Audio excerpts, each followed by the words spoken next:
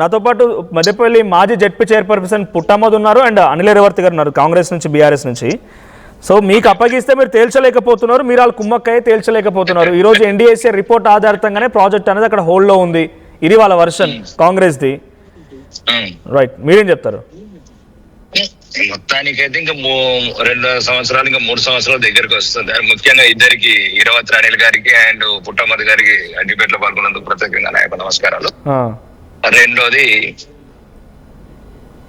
2.5 సంవత్సరాలు అయిపోయింది. ఇంకా Revanth Reddy double bedroom triple bedroom అన్ని కడతాను చంచల్ కూడా ఏది ఇంకోటి ఏదో ఉంటది డేలు అంటే మొత్తం రాగానే అన్ని వేసేసుకుంటాను, పేగులు వేసేసుకుంటాను, ఎక్కడ కూడా అవినీతికి అక్కిస్తాను 1,00,000 కోట్లు. ఈ బీజేపీ నాయకులు కూడా మాట్లాడుకొచ్చారు, అరవింద్ గారు, సంజయ్ గారు. అధికారం మాకు ఇయ్యలేదు కదండి, మాట్లాడినాం కరెక్టే, అధికారం వాళ్ళకి ఇచ్చారు. రేవంత్ రెడ్డి మీ చేతిలో అస్త్రం ఉంది కదా, సిబిఐకి ట్రాన్స్ఫర్ చేస్తే సిబిఐ అస్త్రం ఉందిగా. మళ్ళీ అదే చెప్తున్నాము.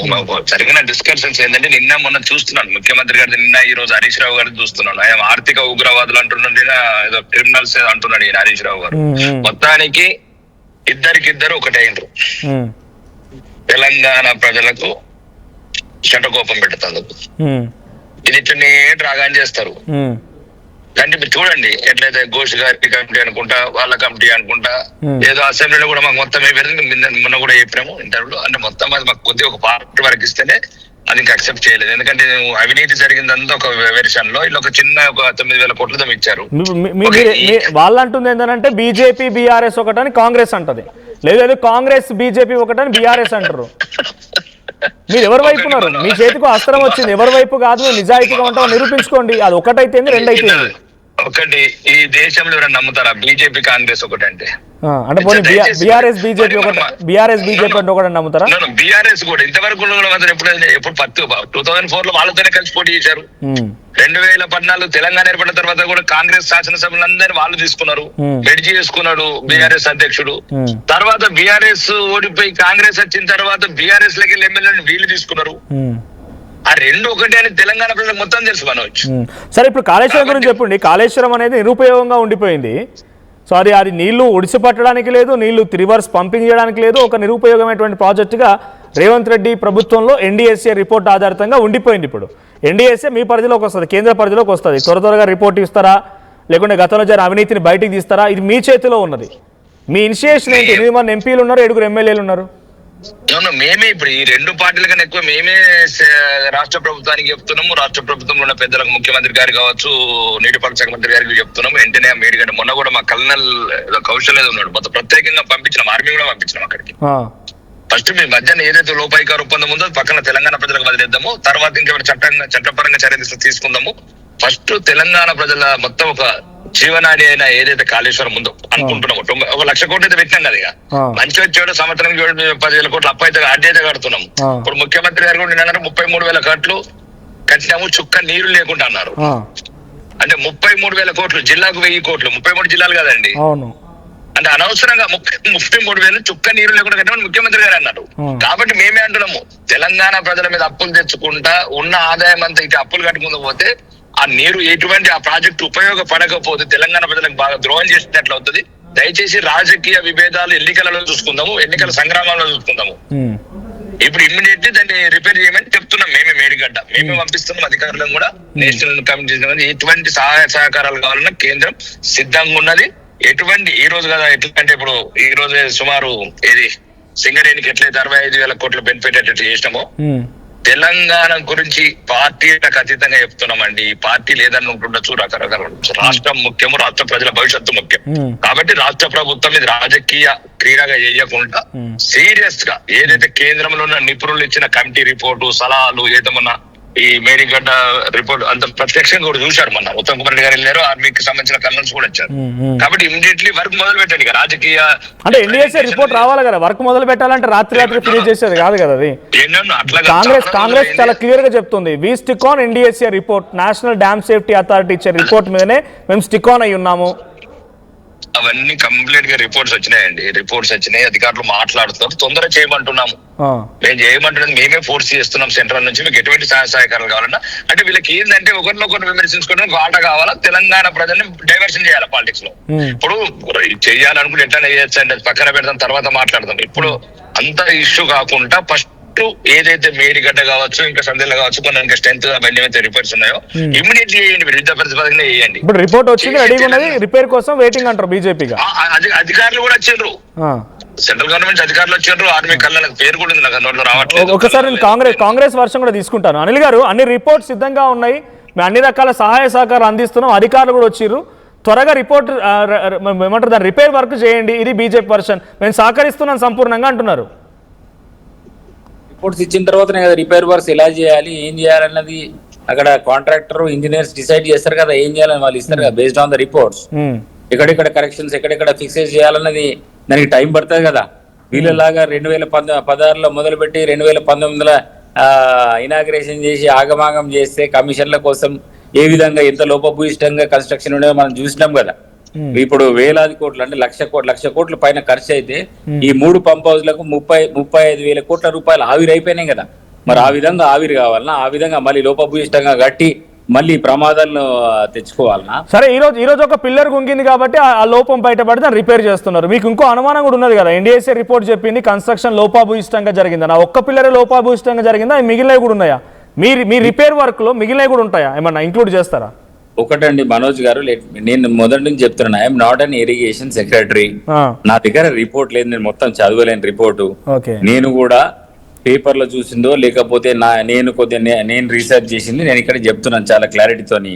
నేషనల్ డ్యామ్ సేఫ్టీ అథారిటీ ఒక రిపోర్ట్ ఇచ్చింది, ఆ రిపోర్ట్ నేను చూడలేను.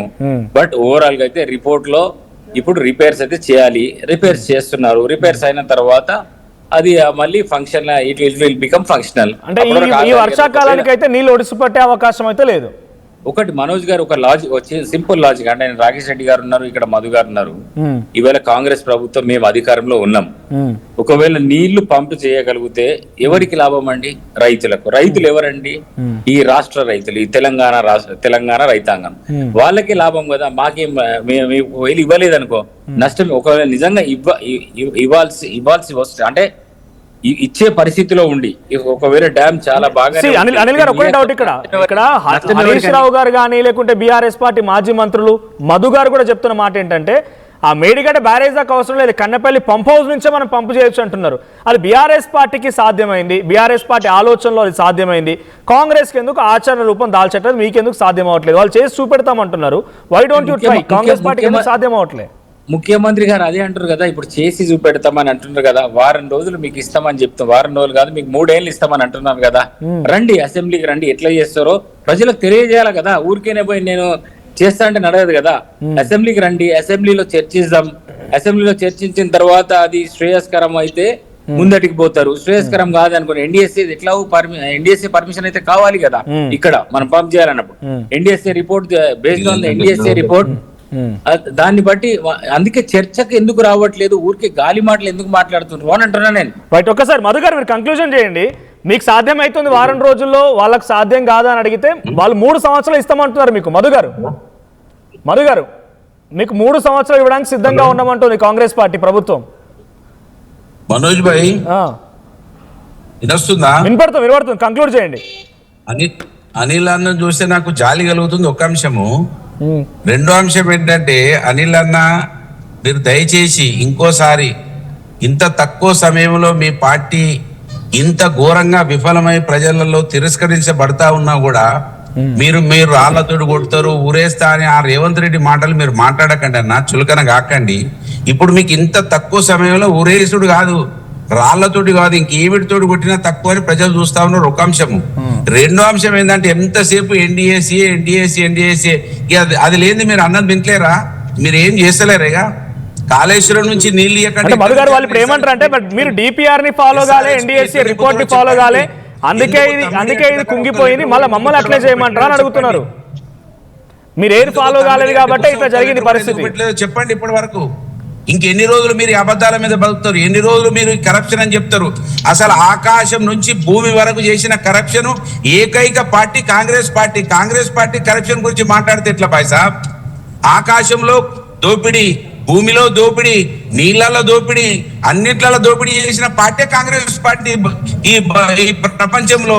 మీరు ఎంతసేపు కరప్షన్ కరప్షన్ కరప్షన్ అబ్బాబాబా కాంగ్రెస్ పార్టీ మాట్లాడలేదు మధు గారు కన్ఫైన్ టు ది టాపిక్. మీరు గతంలో అక్కడ ఉన్నటువంటి రూల్స్ అండ్ రెగ్యులేషన్స్ ఫాలో అవ్వలేదు కాబట్టి ఇట్లా జరిగింది. ఎందుకు తిరుగుతున్నారు జైళ్ళ చుట్టూ? అరే ఏం మాట్లాడతారా ఎంతసేపు కరప్షన్. ఎన్డీఏసీ రిపోర్ట్ ఎందుకు తీసుకొస్తలేరన్నా? లేదా మీరు ఓండి అంటాడు, మాకు ఏంటి మరి అధికారం? అధికారం మీన్స్ అప్పచెప్పండి. ఇప్పుడు హరీష్ రావు అడుగుతుండు కదా, 3 ఏళ్ళు మీకు కాళేశ్వరం ప్రాజెక్ట్ 3 ఏళ్ళు మీరే హ్యాండ్ ఓవర్ చేయండి అంటున్నారు. రాళ్లతోటి ఉరిదీస్తారు. ఇప్పుడు మీరు బయటికి 30 నెలల క్రితం ఏదైతే తప్పు చేసిరో ప్రజలు గమనించుకొని ఇప్పుడు బాధపడుతున్నారు. 30 నెలల కింద మీ మాయ మాటలకు లొంగిపోయిన వాళ్ళు. థ్యాంక్ యూ మధు గారు అండ్ థ్యాంక్ యూ అనిల్ గారు. అండ్ ఫైనల్గా మీరు కంక్లూడ్ చేయండి రాకేష్ రెడ్డి గారు. ఇది పొలిటికల్ హీట్ రాజేస్తోంది. అటు బీఆర్ఎస్ వైపు ప్రజెంటేషన్లు జరుగుతున్నాయి, ముఖ్యమంత్రి రేవంత్ రెడ్డి కూడా ప్రజెంటేషన్లు పెట్టిరు, ఇవన్నీ జరుగుతున్నాయి. బీజేపీగా మీ స్టాండ్ ఏంటి? కాళేశ్వరం పైన రైతులని ఆగం చేస్తుంది అనేది బీఆర్ఎస్ పార్టీ వర్షన్. మీరేం చెప్పబోతున్నారు? నాకు ఒకటి మనోజ్, తెలంగాణ ప్రజల సంక్షేమం ముఖ్యము. ఇది ఏదైతుందో 1,00,000 కోట్లు ముఖ్యమంత్రి గారు ఉరిదీయాలని అంటున్నాడు. నిన్న రక్తం మరుగుతున్నది అంటున్నాడు. నేరగాళ్ళని శిక్షించలేకపోతున్నాడు. ఆయన ముఖ్యమంత్రిగా మాట్లాడతలేడు మాటలు. ఎందుకంటే అన్ని మరుగుతున్నాయి. 1,00,000 కోట్లు జరిగిపోయింది అంటున్నావు, మళ్ళీ దాని మీద 1,00,000 కోట్ల దాన్ని వదిలిపెట్టి చిన్న పనుల మీద టైం ఎక్కువ కేటాయిస్తున్నావు 3 ఏళ్ళు. దాని మీద ప్రత్యేక కార్యాచరణ తీసుకుని చేయాలి. మీకు ఒక అవకాశం దొరికింది కదా, మేడిగడ్డ మీద మీరు ఎందుకు దాన్ని ఇన్వెస్టిగేషన్ చేయలేకపోతున్నాడు క్వశ్చన్ ప్రతిసారి రైజ్ అవుతున్నది కాంగ్రెస్ నుంచి. మళ్ళీ నీకు అదే చెప్తున్నాము, మాకు ఇచ్చింది మొత్తం ఇవ్వలేదు, 1,00,000 కోట్లది ఇవ్వలేదు. ఆ 1,00,000 కోట్ల ఇంటర్వ్యూలో కూడా చెప్పాను. అదే నాకు అర్థమైంది. బట్ మేడిగడ్డ అనేది చాలా కీలకం. మేడిగడ్డ నుంచే అసలు ప్రాజెక్ట్ మొదలవుతుంది. అక్కడ జరిగిన అవినీతి మీరు బయట పెట్టాలంటే పోతున్నారు. దాని మరమ్మత్తు ఏమంటున్నాం ముందు ఫస్ట్ ఇమ్మీడియట్లీ. ఇప్పుడు ఇదేదైనా సరే కాంగ్రెస్ రేవంత్ రెడ్డి ముఖ్యమంత్రి ఉండన్నొద్దులు, కాంగ్రెస్ వద్దులు చేసి రాసి పెట్టుకోండి. ఈ 2 పార్టీలు కుమ్మక్కైనాయి. ఎట్లా చేసి తెలంగాణ ప్రజలను డైవర్షన్ చేస్తున్నాయి. ఈ కాళేశ్వరం ఇంత సీరియస్ ఇష్యూ.